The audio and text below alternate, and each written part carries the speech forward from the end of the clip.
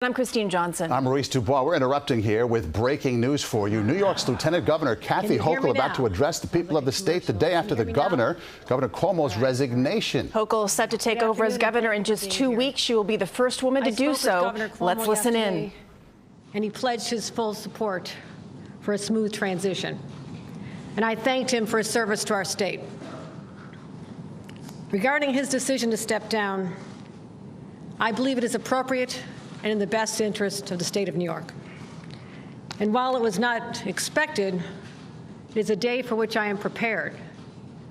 I've already spoken with Senate Majority Leader Andre Stewart-Cousins, Speaker Carl Heastie, labor, business, faith leaders, other state elected officials, as well as our tri-state governors.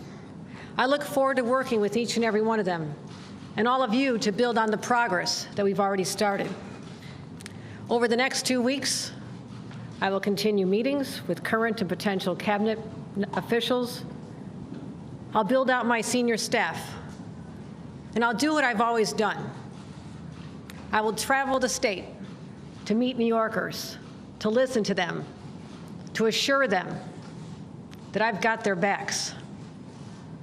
And I will take their concerns and bring them back to our state capitol and work with our partners in every level of government to come to solutions. People will soon learn that my style is to listen first, then take decisive action. So in 13 days, I will officially become the 57th governor of the state of New York. And shortly thereafter, I look forward to delivering an address to all New Yorkers to lay out my vision for the great state of New York. But make no mistake, our work has already begun. And I know this year and a half has been so challenging for families and businesses across our state. And sometimes it doesn't feel like it's getting any easier. The Delta variant is still raging, and it's going to take all of us to defeat it. Our children are heading back to school soon. There's a lot of anxiety from the moms and dads I speak to, and the teachers as well. It's going to take all of us working together to keep our children safe, our teachers safe, and anyone who works in a school safe. Small businesses are just starting to bounce back into an uncertain world. We need to reassure them that they'll be okay. And our workers are once again debating whether they should even go back to their jobs, or go back to their offices, go back to their factories. Is it safe enough? But I know New Yorkers. They are hardwired to persevere and to prevail. And the promise I make to all New Yorkers, right here and right now, I will fight like hell for you every single day, like I've always done and always will. Thank you very much. I look forward to your questions. I'll be starting the questions by asking Jerry Zaremski from the Buffalo News. Jerry Zaremski? Hometown favorite, sorry. Lieutenant Governor, I want to ask you about this 14-day transition period. Did the governor explain to you why he wanted to wait that long before leaving office? And how do you feel about having to wait that long to take the reins? It's not what I asked for. However, I'm looking forward to a smooth transition, which he promised. He spoke to me about wanting to make sure that the transition to continuity is important, that I have an opportunity to meet the cabinet officials, other people as well. So they viewed it as necessary. I'm prepared to take office, as any lieutenant governor is, from the very first hour you're sworn in as lieutenant governor. However, I will take advantage of that time and to continue to engage with the people of the state of New York. I have a vision, but I'm going to continue to develop that. And at the end of the 14 days, I look forward to coming back to a venue like this and to make sure that we are ready to deal with all the challenges that we face. Morgan McKay from Spectrum. If Cuomo is convicted of any criminal charges, would you consider pardoning him? I'm going to tell you right now, I'm talking about my vision for the state of New York. It is far too premature to even have those conversations. Governor? I'm going to ask Josefa Velasquez from the city. Well, my mom will be proud that you pronounced it correctly. Gracias. A couple of years ago, while you were serving in office, you had come out against driver's licenses for undocumented immigrants. in the last couple of years you have changed your mind. Can you explain to me what the transition has been and also what the last few months have been for you as you've been preparing for this role? With respect to the green light law, which is now the law of the state of the land, something that early on in my career as a county clerk, I had taken a position that has now evolved, and that evolution coincides with the evolution of many people in the state of New York. I'm proud of that law, and if you want to read an op-ed that I wrote on it, many people in our state Senate would argue that that was a turning point when they read that and saw the position I had taken in support of that law, that our immigrants need that. They need to be able to get to their jobs, and parents need to take their kids to doctor's appointments. And I'm proud of supporting that law, and you can ask anyone my position on that at this time. I think it's clearly understood. The last few months, lieutenant governors continued to work regardless of what's going on around them. And I'm proud that I've been able to maintain the same schedule, to meet with elected leaders. My schedule has been robust. And I'm ready. I want people to know that I'm ready for this. And it's not something we expected or asked for, but I am fully prepared to assume the responsibilities as the 57th governor of the state of New York. Michael Gormley from Newsday. Hello, Lieutenant Governor. Have you spoken with President Biden at this point, and also do you have any different view of how to handle COVID in New York State? I understand the president was looking to reach me, but I was on a plane earlier this morning, so I cannot confirm that. I confirm I have not spoken, but I know he expressed an interest. I did have a chance to speak to Senator Schumer yesterday, Senator Gillibrand, Hillary Clinton, and countless others. My position will be to, at this point, recognize that there is one governor for the state of New York at one time, and Governor Cuomo will continue to be the governor for the next 13 days. That does not mean that I'm not fully engaged with the healthcare partners, the current commissioner, and we've been getting regular briefings up to the minute, and I'm well aware of the circumstances in our state are frightening for people. And we will continue at this time to review closely what the CDC puts forth, but I'll be proud to and looking forward to sharing my vision on how we address this in a matter of a couple weeks. Lieutenant Governor. One's Dennis Slattery from Newsday. Or, no, I'm sorry, Daily News, I'm sorry. That's a big mistake to make, sorry there. Dennis in the room? Okay. Hearing none? Can't hear you. Okay. Dennis Slattery, is he in the room? I can't see them. Dennis.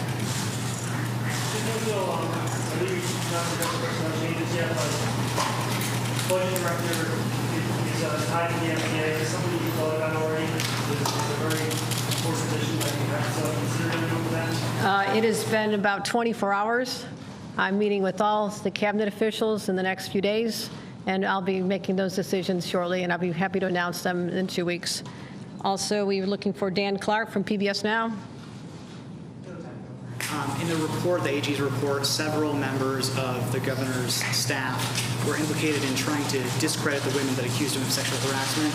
Are you planning on keeping any of them around? Is it fair to say that those will be gone? No one who is named as doing anything unethical in the report will remain in my administration.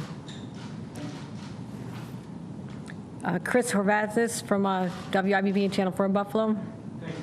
The word toxic has been used to describe the work environment in the executive chamber. So to follow up on what's been asked, do you agree or take issue with that term being used to describe it, and to what extent, given that fact, do you see the need to cast turnover?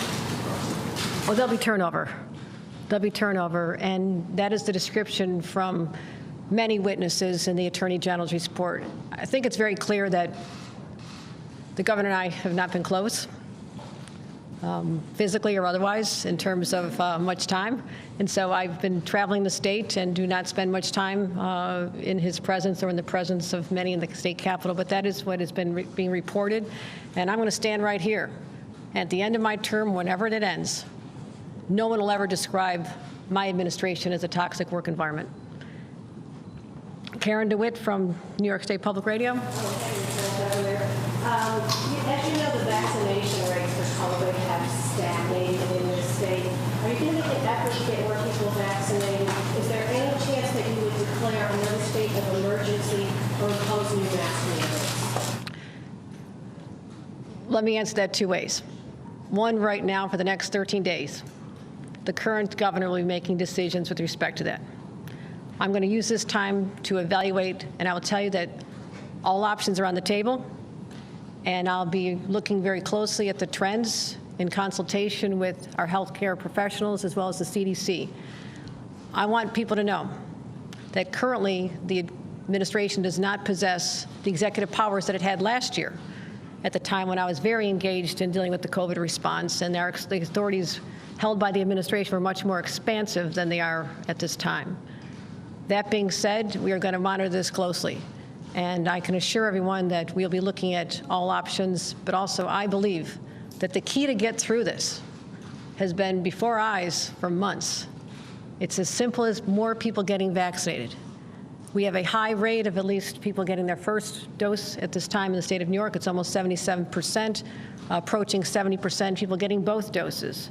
That's good news. But there is a lot of concern about the children between ages 12 and 17, as well as we'll see what happens with respect to any decisions by the CDC or the FDA to allow younger children to be able to be vaccinated. So I think the answer is very simple.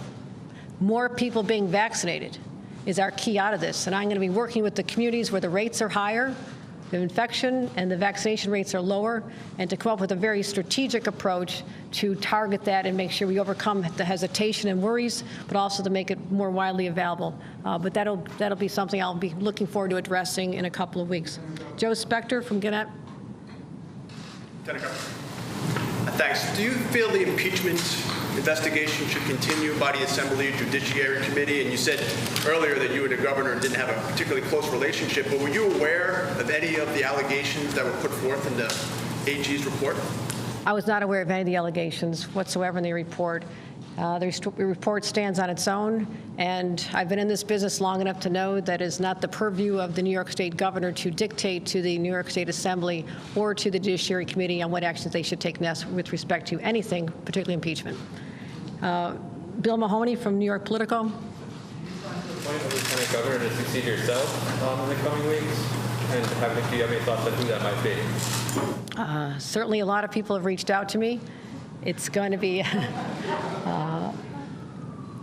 I'm really excited about working with the next lieutenant governor, who will be named within the next few weeks. Currently, we're considering a number of individuals. The fortunate thing for me is that I've spent so much time in 7 years getting to know many elected officials and community leaders personally at a friendly level, so I understand who they are. So it'll be someone who is no stranger to me, but also someone that will carry on the vision of my administration, which is to continue these strongly progressive policies to take this state forward, to get us out of COVID as soon as possible, and to rebuild back this great state of New York. Now we're going to take questions on Zoom a little bit, so the support for participating there. Operator, can you please load those questions up, please?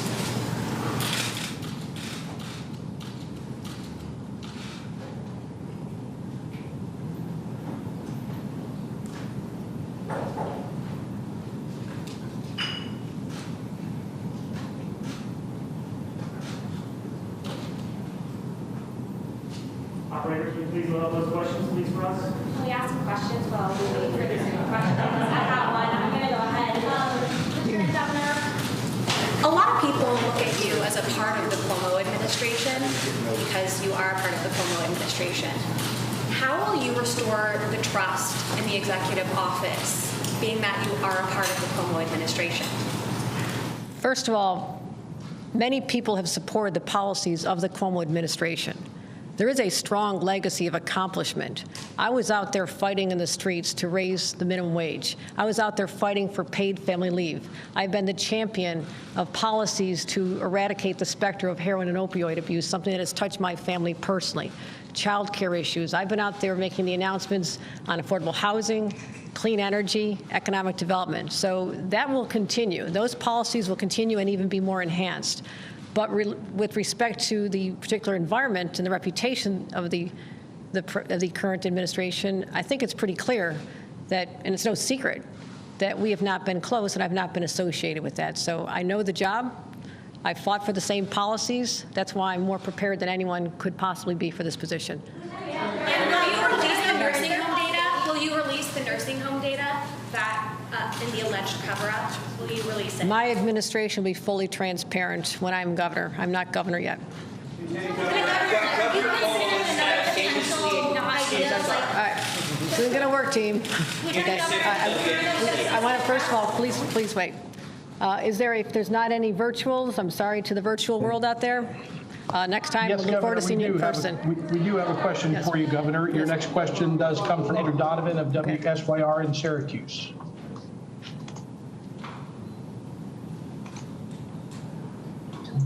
Donovan, you can unmute your mic. Lieutenant Governor, can you hear me? Yes. Who am I speaking to? This is Andrew Donovan from News Channel 9 in Syracuse. Home of my alma mater, Syracuse University. I was going to say, you're not shy to remind people you're a Syracuse University alum. So I'm wondering what your message is to the people of Syracuse. A couple of specific things. The state fair starts in a matter of days, and I think people are worried about its capacity and mask wearing and vaccination status with that big event approaching. And also, the outgoing administration had said its health department would not be giving guidance to school districts about mask wearing when school starts in a few weeks. So I'm wondering if you can address both of those COVID-related concerns and if you'll see the state fair for yourself as governor. I've never missed a state fair. It is one of the joys of being a New Yorker, going to the New York State Fair. I'll go either as lieutenant governor, which is what I'll be while the state fair starts, or as governor. I understand the concerns. However, I just want to remind everyone that I'm not responsible for the policies with respect to that at this time. I'm still lieutenant governor, and there's one governor at a time in the state of New York. But I look forward to returning to Syracuse. It's a place I know well. It's a place where I cut my teeth in activism, and look forward to returning for the state fair and eating all that great food. And the Erie County Fair, which is my hometown, actually starts today in Western New York. So I'll be at that fair as soon as I find my way back to Western New York. I was wondering, do you think that there's another mechanism for people who want more accountability, like a special prosecutor? I think we're on Zoom right now. Excuse me 1 minute. We are, Governor. Your next question comes from Tara Rosenblum of News 12. Tara, please unmute your microphone.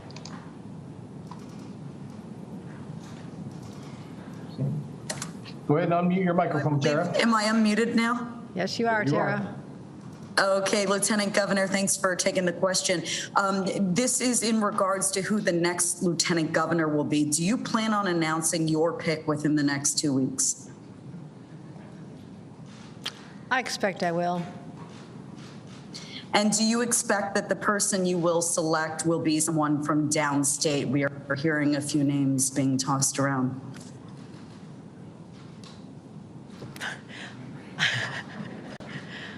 I love upstate, I love downstate, I love the whole state, and there are so many qualified individuals, but I'm cognizant of the need for diversity and an inclusive ticket, and I'm going to name someone that I believe the state will be familiar with and will be very proud of, but the process is still in its early stages. That's all we have time for. Folks, I'm sorry. Do you think you have as health commissioner? Will you please answer me how?